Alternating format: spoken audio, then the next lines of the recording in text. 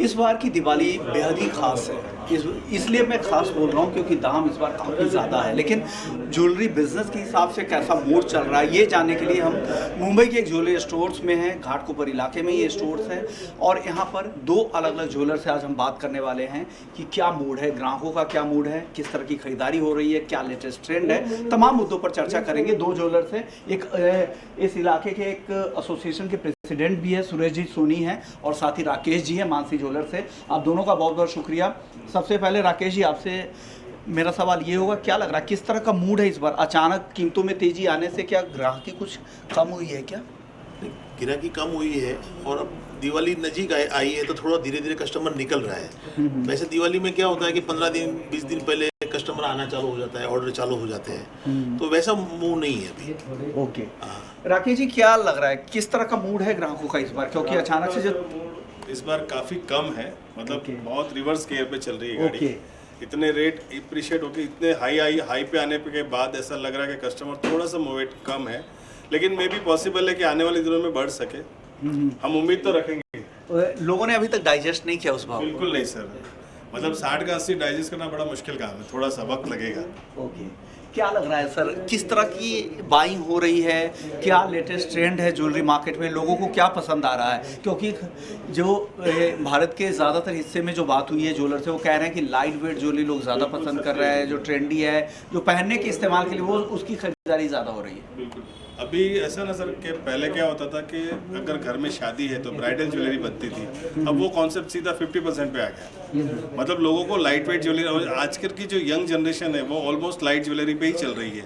उसका एक ही कॉन्सेप्ट है, चेन फिंगर रिंग पहना, बस हो गया, मुझे आगे नहीं बढ़ना है। ओके, उसके लिए उसका शौक पूरा करना है। ओके, मोबाइल खरीदेगा, लैपटॉप खरीदेगा, लेकिन ज्वेलरी में कम आएगा। ओके सर, जेनजी और जो मिलेनियल्स है, जो यंग एज है हमारी, उनको अट्रैक्ट करने के लिए आप लोगों ने क्या तैयार किया है इस बार, ताकि जो वो बाहर जैसा ये कह रहे थे कि वाइट गुड्स वगैरह में उनकी बाइंग ज़्यादा हो रही है, वहाँ उनकी खरीदारी ज़्यादा हो रही है, ज्वेलरी की तरफ लाने में उनके लिए आप क्या कर रहे हैं, किस तरह की काम? ज्वेलर्स में हम लोग क्या कर रहे हैं कि लाइट वेट प्रोडक्ट बना रहे हैं, जैसे चेन्स हो गया, अंगूठी हो गई, रिंग्स हो गए, नेकलेस हो गए, तो जैसे कि उनके बजट में हम लोग बना रहे हैं जिससे कि वो बाइक कर सके। हाँ, तो जैसे होलो हो गया, हाँ, एमराल्ड हो गया, तो ये जो लाइट वेट के ब्रांड आए ना, तो उसमें लोग इंटरेस्ट ज़्यादा लेते हैं कि वजन कम होवे, दिखने में अच्छा होवे और कम बजट में हो जाए। तो वो चीज़ हम लोग कर रहे हैं, तो उसमें वो थोड़ा सा मूव हो जाता है उनका। ओके, ज्वेलरी खरीदने जाते तो लोगों के पास कई सारी चीज़ें होती है, तो राकेश जी मैं आपसे सवाल पूछूंगा, क्योंकि अगर आप रिंग खरीद रहे हो तो इसमें कई तरह के स्टोन्स भी होंगे, डायमंड भी होंगे। डायमंड है तो सर्टिफिकेट आप देते हैं, लेकिन स्टोन्स की वैल्यू कैसे तय होती है? क्योंकि इसका मार्केट रेगुलेटेड नहीं है, ट्रांसपेरेंट भी नहीं, तो आप कैसे डिसाइड करते हैं? नहीं बोल सकते, ट्रांसपेरेंट की बात ही नहीं। अगर मैं स्टोन वजन लेस दे रहा हूँ तो स्टोन के चार्ज दे रहा हूँ, एक ही बात है, उससे कोई फर्क नहीं पड़ रहा। तो ब्रेकअप में उनको सारे हर स्टोन्स के हर ये के रहते हैं? बिल्कुल, ब्रेकअप भी मिलेंगे, और 18 कैरेट गोल्ड हॉलमार्क ही होगा। वो फ्यूचर में जब भी रिटर्न देगा, रेट इनटू वेट से ही परचेज किया जाता है। हाँ, नहीं मैं गोल्ड की बात नहीं कर रहा था, जो बाकी स्टोन्स जो पूरा वाइब्रेशन है उसके साथ। ओके, सारे वाइब्रेशन। जी बिल्कुल। रीसेल वैल्यू कैसे आप तय करते हैं? अगर मेरे पास कोई गोल्ड है, मैं आपके पास आता हूँ, तो रीसेल वैल्यू किस आधार पर तय करते हैं? ऑल ओवर आप देखोगे तो सिर्फ 10% लेस होता है। आप लेबर भी आ गई, उसमें मेरा मार्जिन भी आ गया, सब मिला के आपका 10% लेस हो गया, वापस आपकी रीसेल वैल्यू हो जाती है। लेकिन उसके बाद अप्रिशिएट मिलता है आपको। अगर गोल्ड की प्राइस हाइक होती है, आपका वो पैसा कहीं निकल जाएगा। आप ये चीज़ आज खरीद रहे हो, 2 साल बाद बेच रहे हो, तो आपका पैसा सेफ है, मतलब आपको वो 100% रिटर्न देके जाएगा वापस। ओके, तो आप सिर्फ मेकिंग कार्ड के जो मार्केट रेट होगा उसके आधार पर? बिल्कुल सर, बिल्कुल। करंट रेट जो भी वैल्यूशन होगी आज के 2 साल बाद, जैसे आज 80,000 रुपये है, कल अगर 1 लाख रुपये, तो 1 लाख से पैसा इशू होगा उनका। ओके सर, अब इसके बाद मैं कुछ और सवाल एक्सचेंज को लेके और करता हूँ। अगर कोई पुराने कई सारे कस्टमर्स के कंप्लेन आते हैं, मैं खुद कॉलर शो करता हूँ, तो वहाँ पे दर्शक सवाल ये भेजते हैं कि जब वो एक्सचेंज करने जाते हैं तो उस तरह के प्राइसेस नहीं मिलते हैं, एक्सचेंज वैल्यूज जो मिलनी चाहिए, तो एक्सचेंज पॉलिसी में कुछ बदलाव की ज़रूरत है? नहीं, एक्सचेंज में तो और उनको कस्टमर को बहुत फायदा है। अगर वो कैश ले रहे हैं तो उनको हम लोग 10% लेस देते हैं, लेकिन वो एक्सचेंज में लेंगे तो वजन देंगे हम। जैसे 9 वाइस हॉलमार्क हमने दागिना हमको 10 ग्राम का दिया, और वो आगे समझो 12 ग्राम का दागिना ले रहे हैं, तो हम उनको 2 ग्राम का ही चार्ज करेंगे और मेकिंग करेंगे। तो एक्सचेंज में तो और उनको बेनिफिट है, एक्सचेंज में तो और हम ज़्यादा उनको बेनिफिट देते हैं। यस। ओके सर, भाव अचानक से काफ़ी तेज़ी से बढ़ जाते हैं, ऐसे में लोग जिसके शादियों की खरीदारी करनी है वो फंस जाते हैं, लेफ्ट आउट फीलिंग आती है कि पहले क्यों नहीं खरीद लिया। तो ऐसे में क्या बुकिंग का जो नया कॉन्सेप्ट आया, देश के कई हिस्सों में ये चल भी रहा है, आप लोगों भी ऐसी स्कीम लेकर आए हैं कि ग्राहक पुराने उस भाव पे अगर बुक कर ले तो कितनी रकम में वो बुक कर सकते हैं? सर अभी ऐसी पोजीशन देख के तो बुक करना बड़ा मुश्किल हो रहा है, लेकिन हम कस्टमर को ये प्रायोरिटी अगर आप उसी समय अगर 78 का अगर आज गोल्ड है 24 कैरेट में बुक कर रहा हूँ तो 78 के भाव पर अगर आप खरीद लें मेरे बिहाफ पे तो क्या दिक्कत है? सर मैं आपके बिहाफ पे खरीद दूँ, लेकिन उसकी टाइम लिमिट तो देनी पड़ेगी ना मुझे। अगर या तो आप 80% 70% पैसा अगर पूरा दे रहे तो मैं आपके लिए खरीद सकता हूँ, मैं खरीद करके होल्ड कर दूंगा, लेकिन आप 10% पैसा दोगे और 90 में लगाऊँ तो पॉसिबल नहीं है। एटलीस्ट कम से कम 75% पैसा चाहिए तो मे भी पॉसिबल नहीं है, हम होल्ड कर सकते हैं आपके लिए। ओके आजकल गोल्ड सेविंग स्कीम्स की बात कर रहे हैं, हालांकि रेगुलेटेड नहीं है, इस पर आप क्या कहेंगे क्योंकि आप एसोसिएशन को रिप्रेजेंट कर रहे हैं? नहीं, अभी छोटे ज्वेलर्स वाले गोल्ड स्कीम चलाते हैं, जैसे कि जो छोटे छोटे जो कस्टमर होते हैं, जैसे कि हर महीने वो उनको सेविंग की स्कीम दी हुई है कि आप 1000 रुपया भरो, 2000 भरो, 3000 भरो, ठीक है, और 12 महीने बाद में हम उनको एक हफ्ता एक्स्ट्रा देते हैं। तो वो स्कीम भी बहुत लोग ये कर रहे हैं और कस्टमर को भी इजी हो जाता है कि थोड़ा थोड़ा करके गोल्ड के लिए सेविंग हो जाता है, तो वो भी चल रहा है। अच्छा, उसका रिस्पॉन्स अच्छा है उसका। राकेश जी, अगर आपके शॉप पे अगर कोई आता है तो किस भाव को देख कर आया गोल्ड का? आप कहाँ से देखते हैं ग्राहक, और आप कैसे भाव तय करते हैं कि आज मैं ये भाव रखूंगा? नहीं सर, तो ऑनलाइन ऑलरेडी भाव आ ही रहा है ना, उसका एक कैलकुलेशन बना के हम लोग 916 की रेट इशू कर देते हैं। मैं आम लोगों के लिहाज से पूछ रहा हूँ सर, आपके पास वो फैसिलिटी होगी? कोई आ रहा है फर्स्ट टाइम ही, मान लीजिए कोई अगर बायर है तो वो कैसे जानेगा कि आज भाव मार्केट में क्या चल रहा है? हम ऑनलाइन दिखा सकते हैं उनको, ये ऑनलाइन रेट चल रही है, इसका रेट के साथ में कैलकुलेशन गिन लो, विद जीएसटी कितना पड़ रहा है आपको बता सकते हैं। ओके आप सुबह 10 बजे आपने स्टोर खोला, आज मैं गोल्ड का क्या भाव रखूंगा ये कौन तय करता है, ये मुझे बता दीजिए, पूरी प्रक्रिया बता दीजिए भाव का। गोल्ड का रेट जैसे है, मार्केट खुलता है गोल्ड का 12 साढ़े 12 बजे खुलता है, वो समय जो गोल्ड का रेट रहता है वो तय होता है। और ऑनलाइन आमतौर पे कहा जाता है कि LBMA के रेट्स चलते हैं पूरी दुनिया में, लंदन बुलियन मार्केट एसोसिएशन के, उसको ही इब्जा या GJC या बाकी एसोसिएशन और MCX भी फॉलो करते हैं। क्या वही आधार है या कुछ और आधार है? मैं ये जागरूकता के लिए प्रोग्राम कर रहा हूँ, इसलिए सवाल पूछ रहा हूँ। सर ये कहना सही है, एक्चुअली जो चल रहा रेट तो इंटरनेशनल मार्केट लेवल पर ही हम काउंटिंग होती है। इंटरनेशनल मार्केट पे जो डॉलर रेट निकलता है उसके बाद में इंडियन रुपीस में उसको कन्वर्ट करके रेट दिया जाता है। तो आप उसमें कितना मार्कअप रखते होंगे एज ए रिटेल? मार्कअप नहीं होता है सर, हमारा जो मार्जिन है वो लेबर में ही है, सिर्फ रेट टू रेट तो हम दे ही रहे हैं, रेट टू रेट आप दे रहे हो, उसमें कुछ ये नहीं बच रहा है। कोई खरीदारी करने आए उनको क्या ऐसे कुछ सुझाव, गोल्डन टिप्स आप देना चाहेंगे ताकि जब खरीदारी करें तो उनको कोई दिक्कत ना हो? क्या क्या देखना चाहिए? बिल, HUID नंबर, ये सब तमाम चीज़ें, 5 चीज़ें ऐसी बता दीजिए। सर देखिए, सबसे पहला तो हॉलमार्क देखिए, आप HUID नंबर देखिए, आप किस रेपुटेशन शॉप से ले रहे हो आप माल वो देखिए, प्लस मार्केट देखिए अच्छे से। मतलब अगर आप जा रहे हो और 4 कस्टमर ऑलरेडी वहाँ हैं तो उसको समझ लो कि उसकी रेपुटेशन है। आप ये चीज़ें देख के लो, कोई दिक्कत नहीं। और अभी हर व्यापारी ट्रांसपेरेंट है, एकदम क्लियर, हम तो एकदम क्लियर कस्टमर को बोल के ही दे रहे हैं कि ये चीज़ आपके लिए है, आप ये ले जाओ। ओके ये चांदी को लेकर रीसेल वैल्यू में काफ़ी दिक्कतें आ रही है। मैं बॉम्बे की बात नहीं बता रहा हूँ कि बॉम्बे एक बड़ा मार्केट है, ट्रांसपेरेंट मार्केट है, लेकिन छोटे शहरों में रीसेल वैल्यू की बहुत दिक्कतें आती हैं, उस पर आप क्या कहेंगे? चांदी में जैसा क्या हो गया है कि प्योरिटी उसमें भी अच्छी आ रही है, 9 to 5 करके हॉलमार्क आ गया। अगर कोई छोटे शहरों में मांगते भी नहीं है, उस तरह की अवेयरनेस नहीं है, और ये हम सिर्फ मुंबई को रिप्रेजेंट नहीं कर रहे हैं, यहाँ पे पूरे देश को दिखाना चाहते हैं, इसलिए पूछ रहा हूँ। नहीं, छोटे शहरों में वो चीज़ होती है, वो प्रॉब्लम होती है कि लोगों को इतना ज्ञान होता नहीं है, तो वो सिल्वर के अंदर जो रीसेल वैल्यू है उतनी आती नहीं है।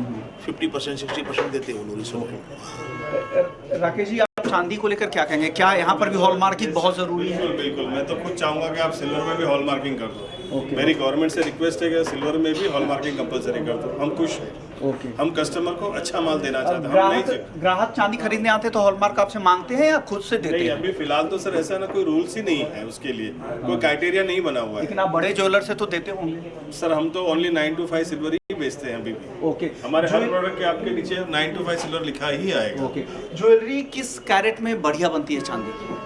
चांदी का कैरेट का कोई पैरामीटर नहीं है सर, उसका परसेंटेज पैरामीटर है। ओके, स्टर्लिंग सिल्वर को बोला जाता है कि ज्वेलरी में काफ़ी इस्तेमाल होता है, इसलिए मैं ये सवाल पूछ रहा हूँ। स्टर्लिंग सिल्वर में सर 70% सिल्वर भी आती है, पर अभी कॉन्सेप्ट 9 to 5 का चल रहा है, 92.5% सिल्वर की गारंटी। ओके, लोग घर के लिए डेकोरेटिव आइटम, पूजा सेट या यूटेंसिल्स, बर्तन वगैरह अगर चांदी की खरीदते हैं तो किस प्योरिटी वाली खरीदें?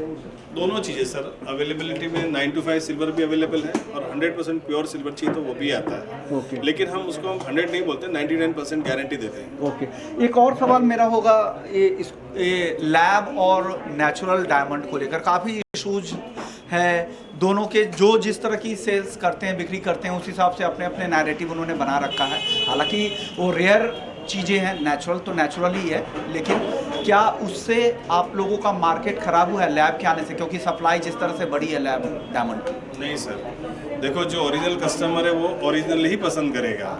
लैब वाले ब्लैक, मतलब लैब का मतलब ये हुआ कि आर्टिफिशियल चीज़ कस्टमर आज नहीं तो कल समझेगा। और हम तो प्रायोरिटी पे यही रख रहे हैं आप नेचुरल डायमंड खरीदो तो उसकी रीसेल वैल्यू भी है। ओके, रीसेल वैल्यू का कैसे हिसाब तय होता है नेचुरल डायमंड में? नेचुरल में सर ऑलमोस्ट अगर देखा जाए ना मोटा तौर पर 20% लेस होता है आपका। ओके, 20% लेस होता जी। है। ओके, वो 20% क्यों लेस होता है? सर वो उसकी कॉस्टिंग, लेबर कॉस्टिंग बहुत हाई होती है, प्लस डायमंड का इतना मार्केट नहीं कि मैंने आज आपसे परचेज कर लिया और सेकंड डे मेरा मेल बिक गया। लेकिन गोल्ड में ये प्रायोरिटी होती है कि आज ली और कल बेचने की ताकत है। नेचुरल डायमंड के प्राइस हमको कहाँ से देखना चाहिए? अगर मुझे खरीदना है नेचुरल डायमंड तो मैं कहाँ से देखकर आपके पास वो आऊँ? सर वो इंटरनेशनल रेपो ही रेट करता है उसको, इसका भी एक रेपो रेट निकलता है और डॉलर में कन्वर्शन होकर फिर गोल्ड के रेट में अपने इंडियन रुपीज़ में कन्वर्शन होता है। ओके, आप नेचुरल डायमंड बेचते समय क्या क्या सर्टिफिकेट अपने ग्राहकों को देते हैं? कम्प्लीटली सर IGS सर्टिफाइड ही आता है, उसके अंदर उस सर्टिफिकेट के अंदर हर चीज़ लिखी हुई है, डायमंड का वेट, गोल्ड का वेट, डायमंड की क्वालिटी क्लियरली लिखा रहता है। आपका अनुभव कितने सालों का है ज्वेलरी मार्केट में? आपका, मैं आपके बाकी जनरेशन की बात नहीं कर रहा हूँ सर। मेरा खुद का सर ये 37वां साल है इस लाइन में। इस 37 सालों में कितना एप्रिसिएशन आपने डायमंड में देखा और कितना गोल्ड और सिल्वर में देखा है? सर ये बोलना तो बड़ा मुश्किल है क्योंकि जब मैं इस लाइन में घुसा तभी 1750 रुपये गोल्ड की रेट थी। ओके, और डायमंड? डायमंड तब सर 10 से 12,000 रुपये रेट में बिकता था। ओके, और आज गोल्ड 80,000 में बिक रहा है और डायमंड 65,000 के पर रेट के कैरेट के हिसाब से बिक ओके, रहा तो गोल्ड ने तो काफ़ी आउट परफॉर्म किया, पूरी तरह से आउट क्लास कर दिया है।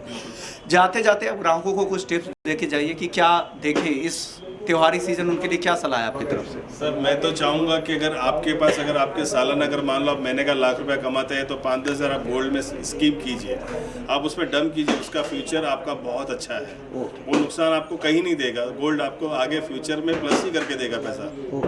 तो ये थे यहाँ मुंबई मार्केट में ज्वेलरी स्टोर चलाते हैं, 3 से हमने बात की और उनसे जानने की चाहे कि ज्वेलरी मार्केट का मूड क्या है, ग्राहक की किस तरह की हो रही है, क्योंकि भाव में जिस तरह की अचानक तेजी आई है तो किस तरह का ट्रेंड दिख रहा है। चलिए, हमारे साथ कुछ ग्राहक भी है, उनसे एक एक करके बात कर लेते हैं। मैम, आप क्या खरीदने आई हैं? जी, रिंग्स। अचानक भाव बढ़ने से आप लोगों ने डाइजेस्ट कर लिया, क्योंकि भाव तो गोल्ड के लगातार बढ़ रहे हैं? डाइजेस्ट तो नहीं किया, लेकिन उसमें फ़र्क नहीं पड़ता है ना। ओके, तो और इसके अलावा आपको लग रहा है कि दाम ज़्यादा बढ़ने से आप लोगों को दिक्कतें हुई हैं? आपने सोचा होगा, या आपके पास गोल्ड काफ़ी होंगे तो सोच रही होंगी कि चलो दाम बढ़ गए? नहीं, ऐसा कुछ नहीं है। ओके, मैम आप क्या खरीदने आई हैं? रिंग्स ही खरीदने आए ओके, हैं आपने अभी। ओके, अब किस त्योहारी सीजन की वजह से या वैसे ही पहनने के लिए आपने खरीदा? नहीं, ऐसे ही पहनने के लिए। ओके, चलिए, तो ये कुछ ग्राहक थे जिनका मूड हमने जानने की कोशिश की थी और इनका कहना है कि ये पहनने और इस्तेमाल की चीज़ें अभी ज़्यादा खरीद रहे हैं। हालांकि यंगस्टर्स थी तो यंगस्टर्स आमतौर पे पहनने की चीज़ें ज़्यादा खरीदते हैं। तो हमने देखा मुंबई के मार्केट का, ज्वेलरी मार्केट का मूड की किस तरह का है। इसी तरह के और कई शहरों के मूड हम आगे भी आपको ईटी नाउ स्वदेश में लेकर आएंगे।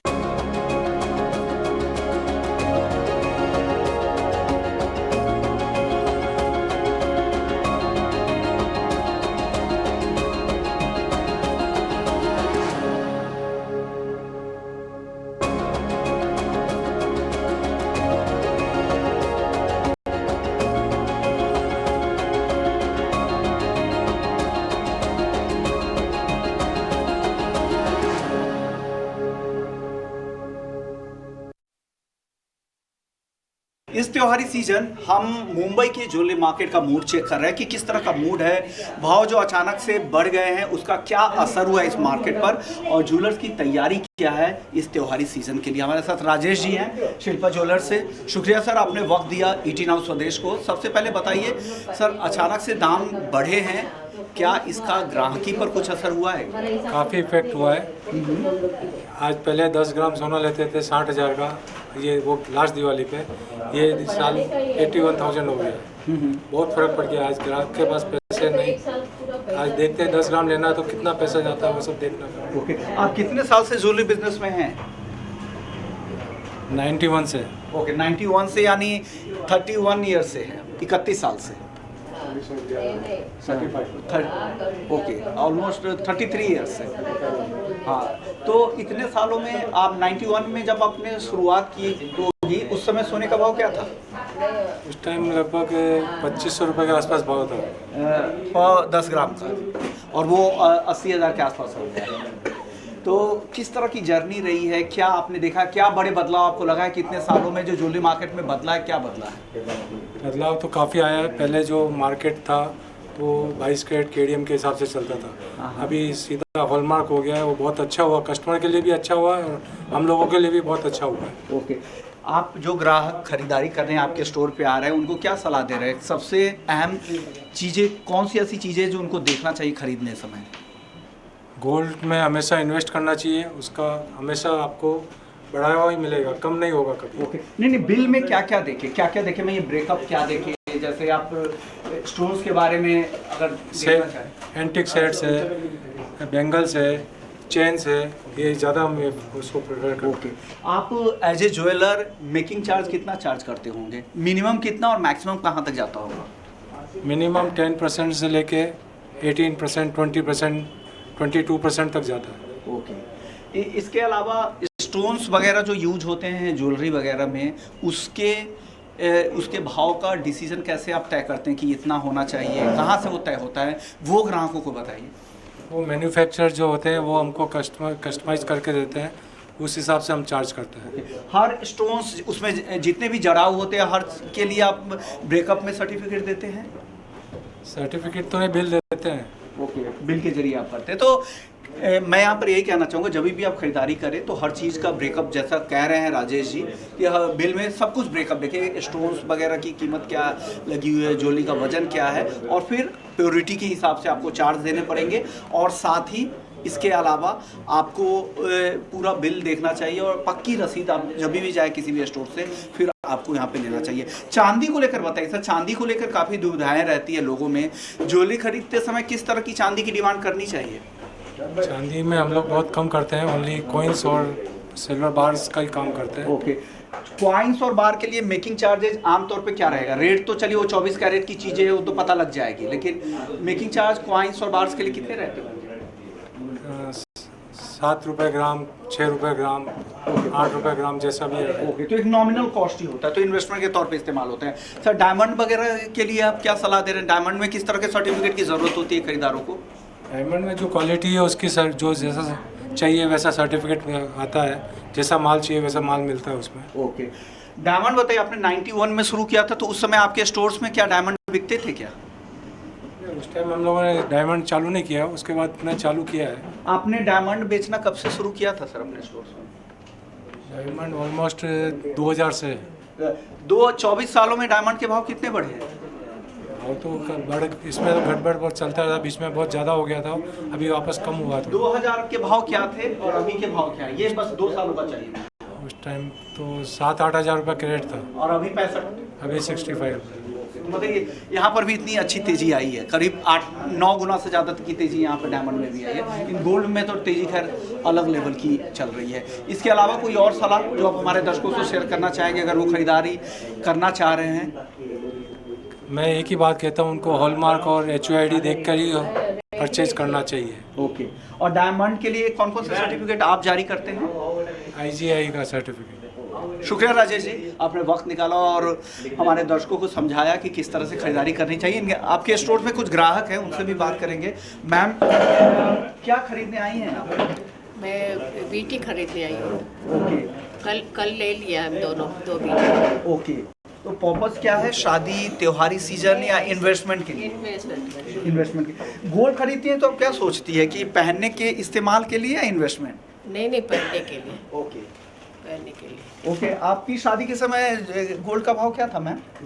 तो उतना याद नहीं है मेरे को। ओके, तो अभी तो भाव बढ़ गया है। हाँ हाँ, तो अभी चलता है। ज्यादा भाव से खरीदारी पर तो आपने कम तो नहीं कर दिया? नहीं नहीं, ऐसा नहीं है कुछ। शुक्रिया ma'am, thank you so much. तो ये ग्राहक भी थे, ज्वेलर्स भी थे, आपने मूड देखा उन लोगों का। मुंबई का मार्केट है, अलग तरह का मूड है, लेकिन भाव भी बड़े हैं, उससे ग्राहक की पर भी काफ़ी असर हुआ है। उस तरह की भीड़ जो होनी चाहिए थी, क्योंकि इम्पोर्ट ड्यूटी घटने के बाद लोगों को उम्मीदें थी कि इस बार की ग्राहकी काफ़ी अच्छी होगी त्योहारी सीजन में, लेकिन अचानक जिस तरह की अनसर्टेनिटी बढ़ी है, जिस तरह की तेज़ी आई है, उससे ज्वेलर्स का मूड तो थोड़ा ख़राब ज़रूर हुआ होगा। लेकिन देखते हैं अब त्योहारी सीज़न के आगे, अभी शादियों का सीज़न है बाकी, और फिर नए साल की, फिर क्रिसमस की, तरह तरह की बाइंग होगी, वहाँ पर किस तरह की खरीदारी होती है ये देखने वाली बात होगी। चलिए इस खास पेशकश को वहीं समेटते हैं, लेकिन बाकी खबरों के लिए आप बने रहिए हमारे साथ।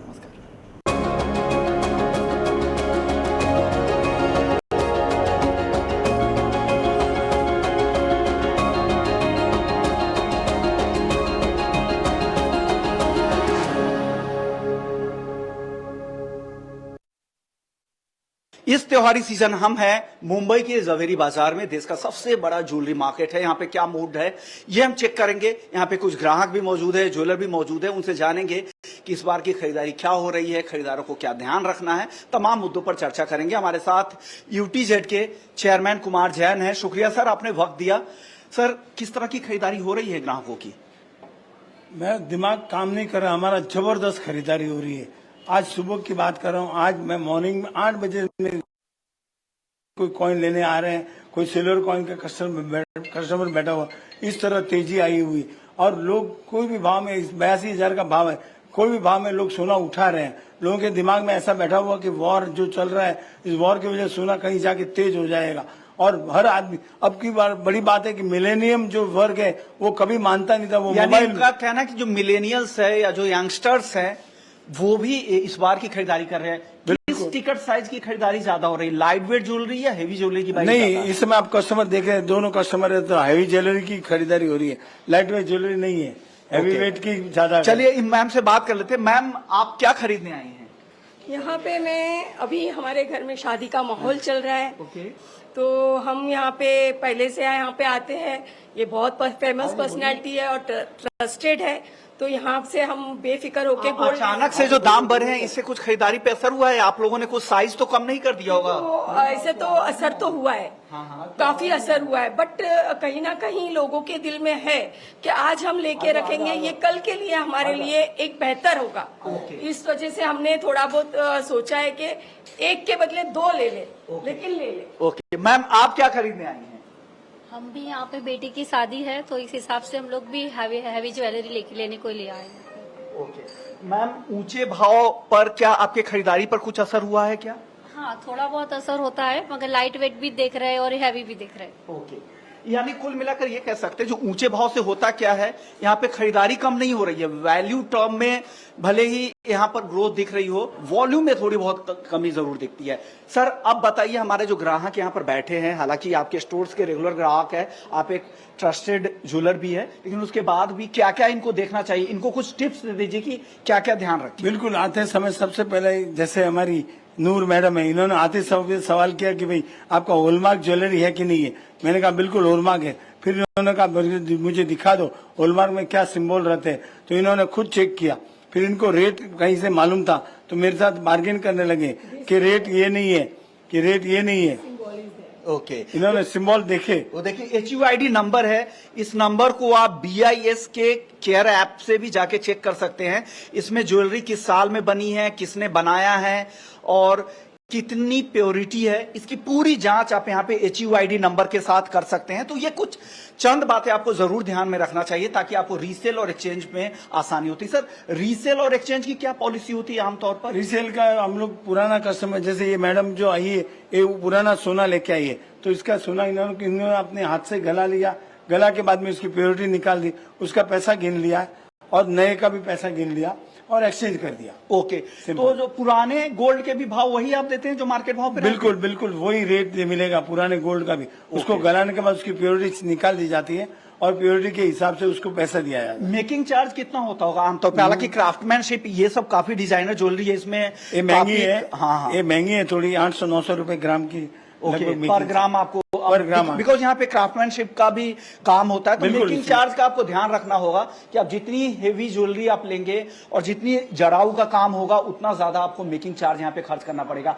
आमतौर पे नॉर्मल ज्वेलरी में कितनी मेकिंग चार्ज रहती है? नॉर्मल ज्वेलरी में प्लेन गोल्ड की ज्वेलरी थी उसका 10% मेकिंग चार्ज होता है। ओके, 10%। जैसे 700-800 का भाव है, यानी भाव पे आपको कहीं पे ज्यादा दिक्कत नहीं होगी, सब भाव नेशनल इंटरनेशनल एक ही मिल जाएंगे।